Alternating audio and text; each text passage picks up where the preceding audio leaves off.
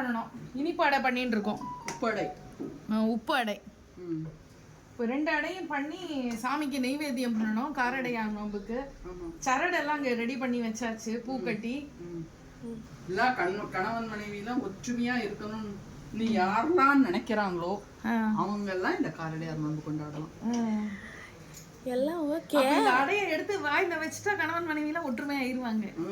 இருங்க எல்லாம் ஓகே. அப்போ சாமி பேர்ல இது எல்லாத்துக்கும் சாமிக்கு அப்படியே படையல் வைக்கிற மாதிரி வச்சுட்டு அப்படியே நீங்க எடுத்து சாப்பிட்டுருவீங்க. கரெக்டா? ஆமா, சாமிக்கு படையல் சாமி பேர் சொல்லி நெய்வேத்தியம் பண்ணிட்டு அதை நாங்க சாப்பிட்டுருவோம். நாங்க சாப்பிட்டா அந்த சாமியே சாப்பிட்ட மாதிரி.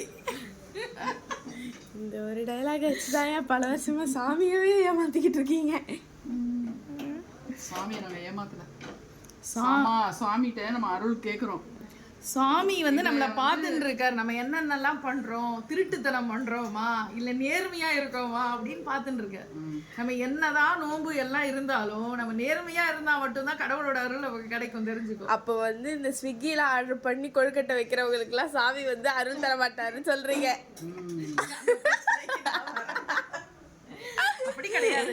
எப்பவுமே கடையில வாங்கி மனையில வைக்கிற பழக்கம் வழக்கம். ஆமா, எங்க தாத்தா சொல்லுவா, எப்பவுமே எல்லாரும் இந்த கடையில வாங்கி மனையில வைக்கிறதெல்லாம் இருக்கவே கூடாது அப்படின்னு சொல்லுவா தாத்தா. அத மாதிரி கடையில வாங்கி மனையில வைக்கிற பழக்கம் எங்களுக்கு கிடையாது. இனிப்பு அடை பண்ணியாச்சு. இப்போ உப்பு அடை பண்றோம். இனிப்பு அடை பண்ணி வாழை இலையில தட்டி வேக வச்சாச்சு. இட்லி குண்டான்ல வெந்துன்னு இருக்கு. ஆவியில வெந்ததுக்கு அப்புறம் அதை எடுத்துட வேண்டியதுதான். அடுத்தது உப்பு அடையும். அதுக்கு அடுத்தது உப்பு அடை. ஒரு விசேஷம்னா ஒரு இனிப்பும் இருக்கணும், ஒரு உப்பும் இருக்கணும், காரமும் இருக்கணும். அதனால உப்பு அடை நிறைய பேருக்கு உப்பு அடை பிடிக்கும். அதனால அதோட சேர்ந்து உப்பு அடை கிண்டிடுறது. சாமிக்கு 2மே வைக்கிறது விசேஷம் இல்லையா?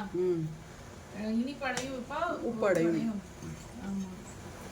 கன்னி பெண்கள்லாம் தனக்கு வரக்கூடிய கணவர் வந்து நல்லவராக இருக்கணும், நல்ல மாதிரியாக இருக்கணும்னு நினைக்கிற மாதிரி நம்ம நினச்சிக்கிட்டோம்னா அது மாதிரி நடக்கும்னு சொல்லுவாள். கல்வி தரும் ஒரு நாளும் தளர்வரியா மனம் தரும் தெய்வ வடிவம் தரும் நெஞ்சில் வஞ்சமில்லா இனம் தரும் நல்லன எல்லாம் தரும் அன்பர் என்பவர்க்கே கணம் தரும் பூங்குழலாள் அபிராமி உனக்கு நான் நோற்றேன். என் கணவர் ஒருபோதும் என்னை விட்டு பிரியாதிருக்க வேண்டும்.